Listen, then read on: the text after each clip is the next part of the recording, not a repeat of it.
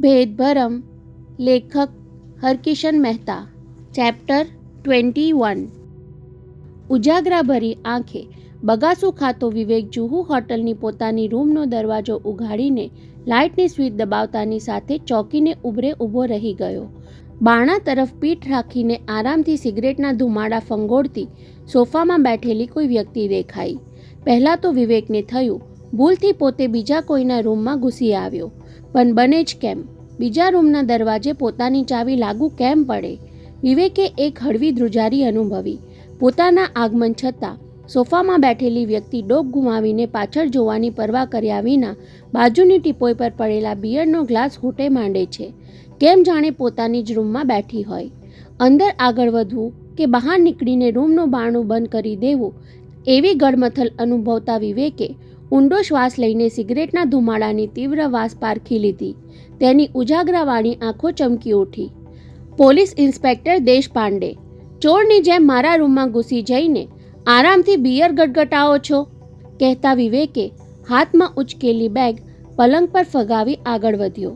તમને એમ કે હું ગભરાઈ જઈશ, પણ તમારી 4 મિનારની ગંધ ચાડી ખાઈ ગઈ. છતાં દેશપાંડે ચૂપચાપ સિગરેટ ફંગોળતા તેની સામે મરક મરક હસતા રહ્યા. વિવેકને તેનું સ્મિત ભેદી લાગ્યું. સામેના સોફા પર લંબાવતા તેણે પૂછ્યું, તમે ક્યાં ગાયબ થઈ ગયા હતા? તમે તો શિવાજી પાર્કથી જુહુ વચ્ચે રસ્તામાં ક્યાંક મારી રાહ જોવાના હતા. તેને બદલે મારી પહેલાં અહીંયા આવી રૂમનો કબજો લઈ બેસી ગયા. હોટલવાળા પાસેથી રૂમની ચાવી તમે કેવી રીતે મેળવી? ત્યારે દેશપાંડે બિયરનો ગ્લાસ ગટગટાવી જઈ ભીની થયેલી મૂછો લૂછતા કહ્યું, પોલીસ ઇન્સ્પેક્ટરને આવા સવાલ પૂછવાના ના હોય વિવેક. હોટલના મેનેજરે મને જોતા જ પૂછ્યું, સાહેબ આપની હું શું સેવા બજાવું? 4 મહિના અગાઉ આ હોટલમાં આપઘાતનો કેસ થયો ત્યારે મેનેજરને હું મદદરૂપ થયેલો. આજે હોટલમાં કોઈ ફિલ્મ સ્ટારની પાર્ટી હતી એટલે મોડી રાત સુધી મેનેજર સાહેબ હાજર હતા. મેં કહ્યું કે વિશ્વાસ રાજાની રૂમ ખોલી આપો. ત્યારે પહેલાં તો એ ઝંખવાણો પડી ગયો. એણે સામેથી જ શંકા વ્યક્ત કરી. સાહેબ એ માણસના રંગઢંગ જોતાં લાગતું જ હતું કે લફરા બાદ ઘરાક આવ્યો છે. નેપાળનું સરનામું લખાવ્યું અને રાત આખી બહાર ભટકે છે. દાન ચોરીનો મામલો છે કે ખૂનનો? ત્યારે મારે તેને ધરપત આપવી પડી કે ફિકર નહીં કરો, આ તો અંગત મામલો છે, કહીને દેશપાંડે પગ સામે પડેલી બિયરની અડધી ભરેલી બોટલ ઊંચકી લઈ ખાલી ગ્લાસ ભરવા માંડ્યો. મધરાતે બાણગંગાના શમશાન પાસે સિટ્રોન કારમાં ભૂત જોયાનો ભ્રમથી ભડકેલા જીવણા જોગીના માણસોની વાત કહી દેવાની ચટપટી તો બહુ થઈ હતી, પણ એ પહેલાં વિવેક પાસેથી થોડુંક જાણી લેવાની જરૂર હતી. તો હવે એ કહે વિવેક, તારી કાર તો સહી સલામત પાછી આવી ને? પાછી આવી? ચમકીને તેણે કહ્યું. દેશપાંડે, કાર કમ્પાઉન્ડમાંથી બહાર જ ગઈ ન હતી. તમારી સૂચના પ્રમાણે પાના રમતા રમતા ઉઠીને બાથરૂમમાં જઈ ફ્રેશ થવાને બહાને હાથ મોં ધોયા. બહાર આવી ખિસ્સામાંથી રૂમાલ કાઢવાની ક્રિયામાં કારની ચાવી નીચે પડી જવા દીધી. થોડી વાર પછી જોયું તો ગાલીચા પાસેથી ચાવી ઉંચકાઈ હતી અને જીવણો જોગી બહાનું કાઢી થોડીવાર માટે રમત છોડીને બહાર સરકી ગયો હતો. કેટલા વાગ્યે? દેશપાંડે 4 મિનાર સળગાવતા પૂછ્યું. લગભગ 12:30 થયા હશે. રાઈટ. વિવેક તેની સામે તાકી રહ્યો. મારી ઘડિયાળમાં 12:25 થઈ હતી. બહાર છુપાઈને તમે બહુ ચોકસાઈથી બધું જાણી લીધું દેશપાંડે. પછી શું થયું વિવેક? એ તો તમારે કહેવાનું છે. બહાર તમે હતા, કહેતા વિવેક અટક્યો, પણ દેશપાંડે આગળ સાંભળવાના ભાવથી પોતાને જોઈ રહેલા દેખાયા એટલે ઉમેર્યું. થોડી વારે આવીને જીવણો ફરી રમતમાં જોડાયો ત્યારે એનો ચહેરો મલકાતો હતો. હું સમજી ગયો કે નીચે કમ્પાઉન્ડમાં પાર્ક કરેલી મારી સિટ્રોનની ઝડપી લેવાઈ રહી છે અને તેમાંથી હીરા હાથ લાગવાના ખ્યાલમાં જીવણો મનોમન હરખાઈ રહ્યો છે. રમતમાં તેનું ધ્યાન લાગતું ન હતું. પાના જોઈ જોઈને એ બાજી મૂકી દેતો અને વિચારમાં તલ્લીન બની જતો. મજા નથી આવતી એવું કહીને મેં ઉઠવાની વાત ઉચ્ચારી ત્યારે એ ભડકી ગયેલો. અરે એમ તે 1 વાગ્યામાં ઊભા થઈ જવાય? એનો ફફડાટ હું સમજતો હતો, છતાં અજાણ્યા થઈને એના આગ્રહને વશ થયો. ઠીક છે, 2-4 બાજી રમી નાખીએ, પણ આજે મળસ્કા સુધી ખેંચાય તેમ નથી. કાલ આખી રાતનો ઉજાગરો છે, છતાં તને 1:45 વાગ્યા સુધી ઉઠવા ન દીધો. બરાબર, વિવેકે અચરજ સાથે કહેવું પડ્યું. દેશપાંડે, તમે મિનિટે મિનિટનો હિસાબ રાખ્યો લાગે છે. 1:15 વાગ્યે જીવણો ફરી રમતમાંથી છટકી ગયો. જતા જતા બોલ્યો, રાજા, હું આવું ત્યાં સુધી ચાલુ રાખજો. પછી આપણે તમારી કારમાં સાથે જ નીકળી જઈશું. અડધા કલાક સુધી મેં ધીરજ રાખી, પણ રમતમાં મન લાગતું ન હતું. 2000 વધુ હારીને હું બગાસા ખાતો બાથરૂમમાં હાથમો ધોઈને ફરી ખિસ્સામાંથી રૂમાલ કાઢતા કારની ચાવી યાદ આવી હોય તેમ મેં ખિસ્સા તપાસવા માંડ્યા. આજુબાજુમાં પડી ગઈ હોય તેમ શોધવા માટે થોડો દેખાવ કર્યો. બીજા ખેલાડીઓ સાંભળે તેમ બરડ્યો પણ ખરો. કદાચ કાર પાર્ક કરીને ઉતાવળમાં ચાવી અંદર જ રાખી આવ્યો હોઈશ, કહેતો હું બહાર નીકળી ગયો. ત્યાં સીડી ઉતરતા જ જીવણો ભટકાઈ ગયો. તેના ચહેરા પર ગભરાટ દેખાયો. મેં અજાણ્યા રહીને કહ્યું, ચાલો જીવણલાલ, 1:45 વાગી ગયા. એણે આનાકાની કરી. મારે થોડી વાર લાગશે, એક અગત્યનું કામ આવી પડ્યું છે. મેં આગ્રહ કરવાને બદલે ચાવી શોધવા માટે ખિસ્સા ફંફોડવાના દેખાવ સાથે કહ્યું. કારની આદત નથી એટલે ચાવી ક્યાં મુકાઈ તે યાદ નથી આવતું. કદાચ અંદર જ રહી ગઈ હશે. મળે નહીં તો કાર અહીંયા જ મૂકીને ટેક્સીમાં જવું પડશે. ત્યારે અચાનક યાદ આવ્યું હોય તેમ મને રોકતા તેણે પૂછી લીધું, રાજા, પેલી ચીજ તમે દેખાડવાના હતા એનું શું? સાંભળીને હું સહેજ વિચારમાં પડી ગયો એટલે એણે અંગૂઠા અને આંગળીથી સમજાવ્યું કે પેલો હીરો. મેં હસીને કહ્યું, તમને હીરો જોયા વિના ચેન નહીં પડે જીવણલાલ. આવતા અઠવાડિયે જરૂર દેખાડું છું, કહીને હું સીડી ઉતરી ગયો. છેલ્લું પગથિયું ઉતરતા મેં ધારી લીધેલું કે સિટ્રોન ચોરાઈ ગયાનું જાણવા મળશે, પણ કમ્પાઉન્ડ તરફ આગળ વધ્યો ત્યાં ભોંઠા પડવા જેવું થયું. કાર તો એની જગ્યાએ પાર્ક કરેલી દેખાઈ. નજીક જઈને ડોક્યું કરી જોયું તો અંદર ચાવી લટકતી હતી. આજુબાજુ નજર કરી તો ચોકીદાર મારી હિલચાલ નિરખતો દેખાયો. એ સાંભળે તેમ મારે કહેવું પડ્યું, કમાલ છે, ચાવી અહીંયા જ ભૂલીને હું ઉપર ચાલ્યો ગયો હતો. સારું છે કે તારા જેવાનો જાપતો છે, નહીંતર મુંબઈ શહેરમાં ચાવી વિનાને કાર ઉઠાવી જનાર પડ્યા છે. એવી તારીફ કરીને ખિસ્સામાંથી 10ની નોટ કાઢી તેના તરફ લંબાવી.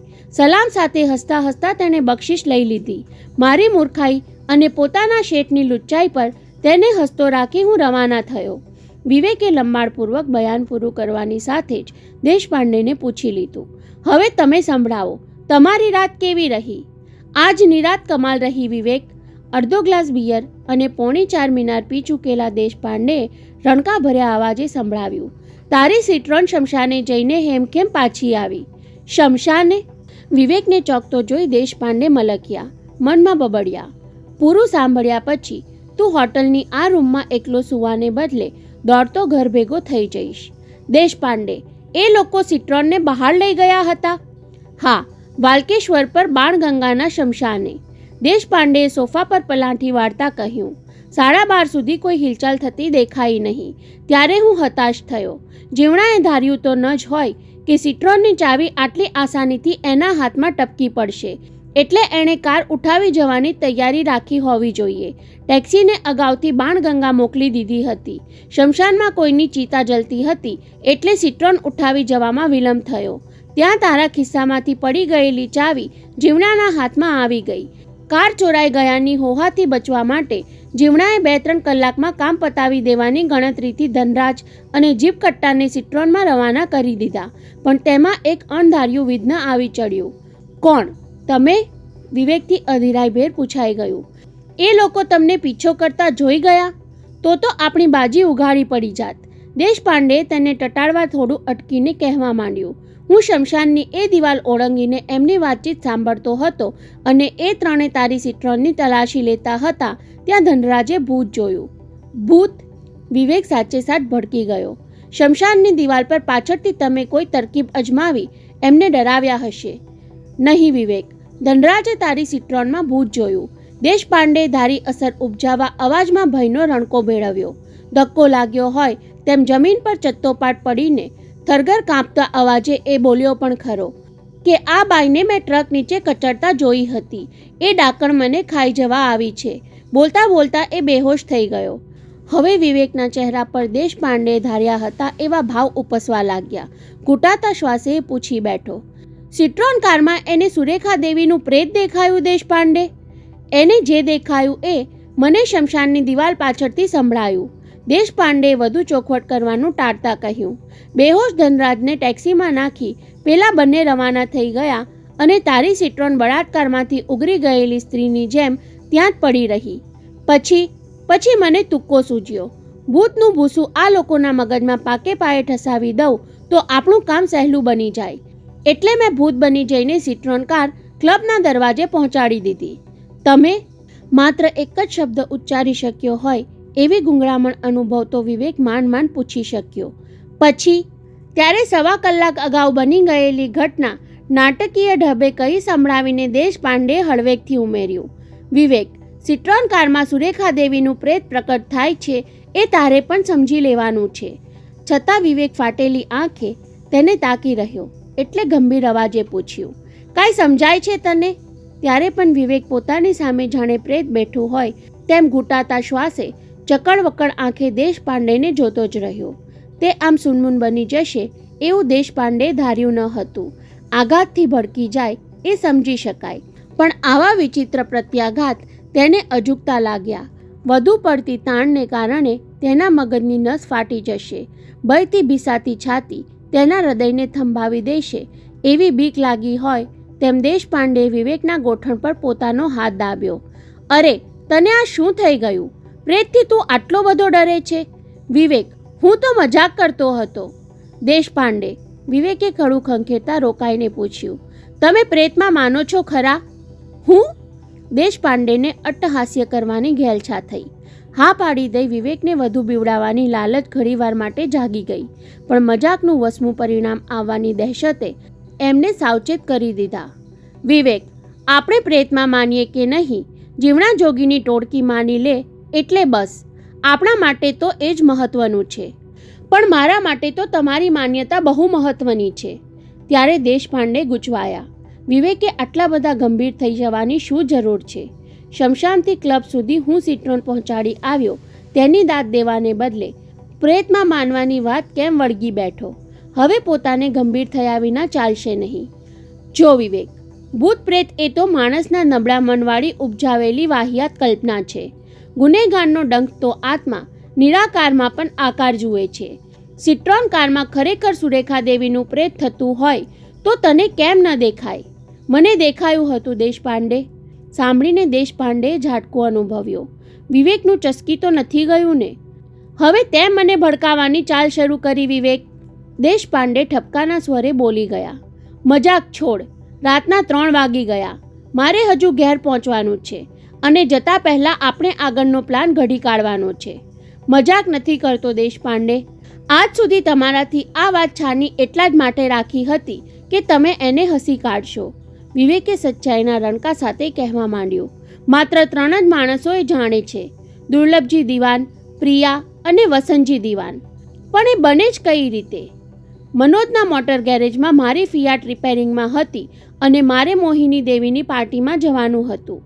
મનોજે મને એક રાત માટે સિટ્રોન વાપરવા આપી અને પાર્ટીમાંથી મોડી રાતે પાછા ફરતા પ્રભાદેવી પાસે સુરેખા દેવીના અકસ્માતના સ્થળે સિદ્ધિવિનાયકના મંદિરની સામે બરાબર 1:15 વાગ્યે સુરેખા દેવી કારની લિફ્ટ લેવા ત્યાં ઊભા હતા અને મેં એમને લિફ્ટ આપી પણ ખરી.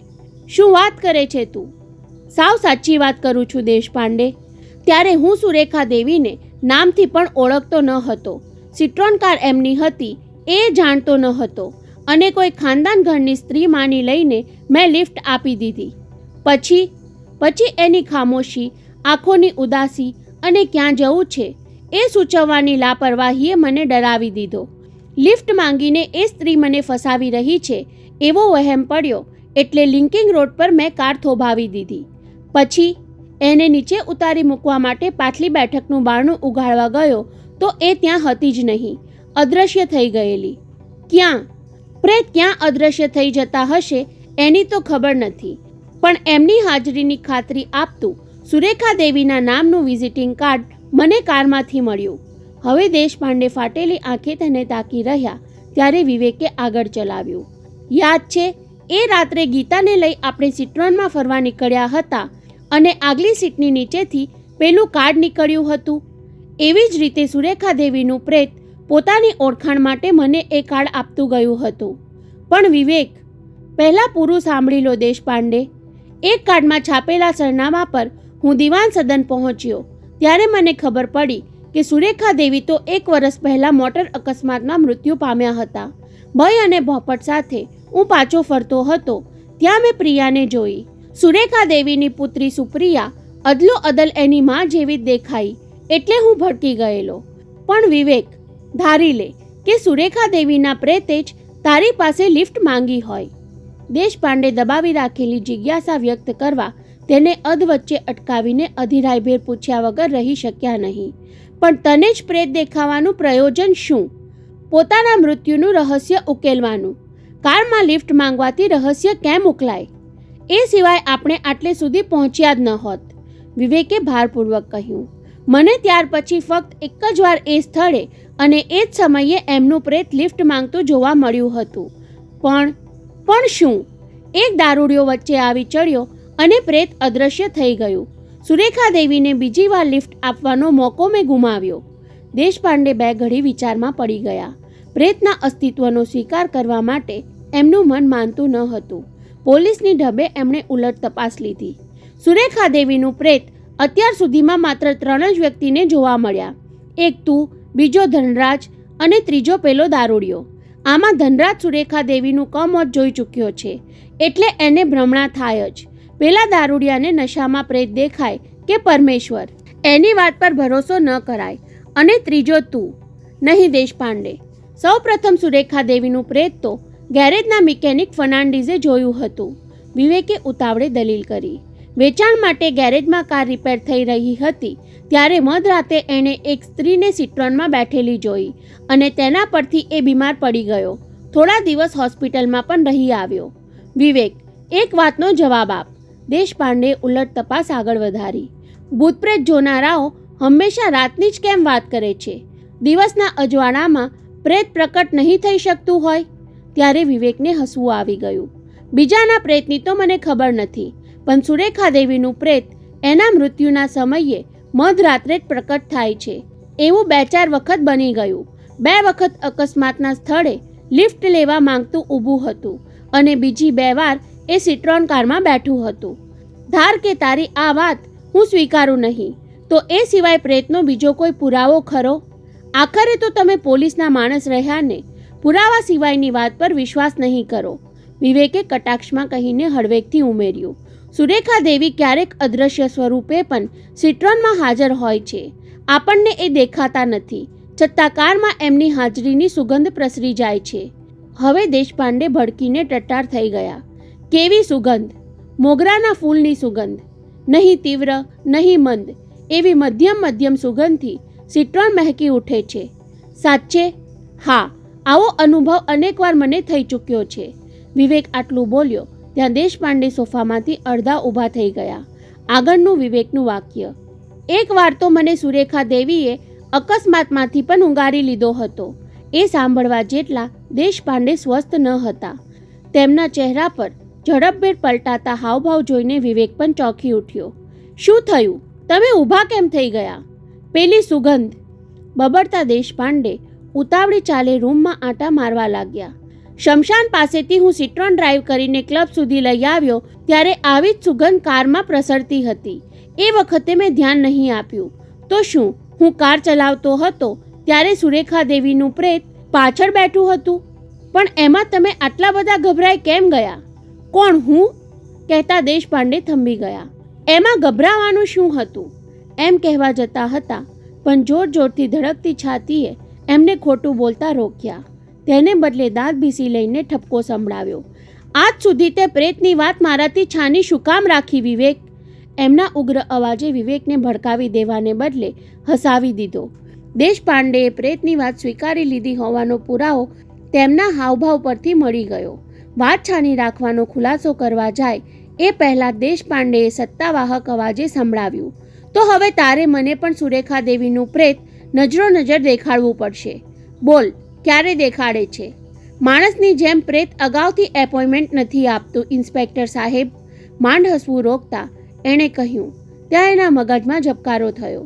આંખો સામે જાણે સાક્ષાત પ્રેત પ્રકટ થતું હોય તેમ ઉત્તેજના ભર્યા અવાજે તેણે સંભળાવ્યું. ભલે દેશપાંડે, તમે સુરેખા દેવીના પ્રેતનો પરચો મેળવી લો, પણ એક શરત છે. શું? અત્યારની જેમ ત્યારે ગભરાઈ જવાનું નહીં, કહેતો વિવેક ખડખડાટ હસવા જતો હતો, પણ દેશપાંડેએ મોકો ન આપ્યો. એટલે તું મારી મજાક કરે છે વિવેક? નહીં, આવતા સોમવારની મધરાતે 1:15 વાગ્યે સિદ્ધિવિનાયક મંદિરમાં છુપાઈને બેસજો. મંદિરમાં શું કામ? તારી સાથે મોટરમાં કેમ નહીં? મારી સાથે સિટ્રોનમાં તો જીવણો જોગી બેઠો હશે. સાંભળીને દેશપાંડે ચોંક્યા. એ શું કામ? કારણ કે આજે તમે શમશાનથી ક્લબ સુધી સિટ્રોન કાર લઈ આવીને જીવણાના મનમાં પેદા કરેલા પ્રેતના ભ્રમને મારે પાકે પાયે ઠસાવી દેવો છે. અને ધાર કે આવતા સોમવારની મધરાતે સુરેખા દેવીનું પ્રેત લિફ્ટ લેવા માટે પ્રગટ ન થયું તો? ત્યારે વિવેક મૂંઝવણમાં પડી ગયો. દેશપાંડેનો સવાલ લટકતો જ રાખવો પડે તેમ હતો. પોતાને પણ ક્યાં ખાતરી હતી કે બધું ધાર્યા પ્રમાણે જ થવાનું. આવો પધારો. પ્રિયાના આવકારમાં કટાક્ષનો સૂર સાંભળીને દીવાનખંડમાં દાખલ થતા વિવેકના પગ સહેજ ખચવાઈ ગયા. અટકી કેમ ગયા વિવેક? પ્રિયાએ બીજો ટોણો સંભળાવ્યો. આજકાલ શનિ રવિ રજા ગાળવા પૂના જવા લાગ્યા. એકલા જ જાઓ છો કે બીજું કોઈ? પ્રિયા, તને કોણે કહ્યું? વિવેકે ઉતાવળે અંદર આવી જવું પડ્યું. તે ઘેર ફોન કર્યો હતો. હું શું કામ કરું? પ્રિયાનો ગુસ્સો ચહેરા પર પ્રસરવા લાગ્યો. દાદાજીએ પરમ દિવસે નોકર પાસે ફોન કરાવ્યો ત્યારે તમારા માતૃશ્રીએ કહ્યું કે વિવેક 2 દિવસ માટે પૂના ગયો છે.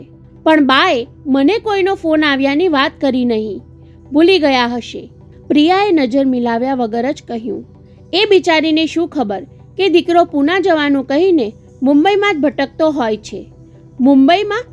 વિવેકે દ્રાસકું અનુભવ્યો. તે કેમ જાણ્યું? ચાલો, એટલું તો કબૂલ કર્યું કે તમે પૂના નહોતા ગયા. પ્રિયાએ રાહત અનુભવી હોય એવા રણકા સાથે કહ્યું. નહીતર મારે પુરાવો આપવો પડત કે શનિવારે રાત્રે અમારો ડ્રાઈવર બાબુલનાથ પાસેથી પસાર થતો હતો ત્યારે એણે આપ સાહેબની સિટ્રોન કાર કોઈ મકાનના કમ્પાઉન્ડમાં ઊભેલી જોઈ હતી. ઓત તારીની! વિવેક મલકી ઉઠ્યો. સિટ્રોન કાર ભાડે ચાડી ખાનારી નીકળી તો પછી ચાડી ખાવા જેવું કામ કરીએ જ નહીં ને?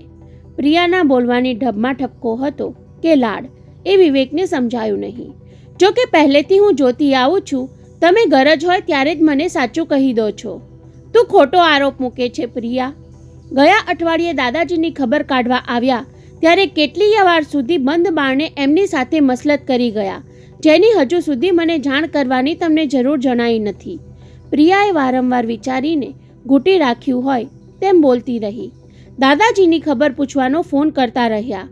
સાથોસાથ એ પૂછવાનું પણ ચૂક્યા નહીં કે દાદાજી માટે કોઈનો નનામો ફોન આવ્યો હતો. અને હવે શનિ રવિમાં ઘેર પૂના જવાનું કહીને કોણ જાણે ક્યાં બહાર ભટક્યા કરો છો. મને એ કહેવાની શી જરૂર? ખુલાસો પૂછવાનો મને અધિકાર પણ શું? કદાચ હું તમારી નજરે પૂરેપૂરી વિશ્વાસપાત્ર નહીં ઠરી હોઉં. બસ બસ પ્રિયા, વિવેકે તેને રોકવી પડી. ઘણીવાર સામી વ્યક્તિને ફિકર કે ફફડાટ ન થાય એટલા ખાતર થોડુંક છાનું રાખવું પડે છે. બાકી તારાથી વધુ વિશ્વાસપાત્ર મારા માટે બીજું કોણ હોય? કોને ખબર? પ્રિયાએ તેને છંછેડ્યો. મને ખબર, વિવેકે લાગણી ઘૂંટ્યા સ્વરે કહ્યું.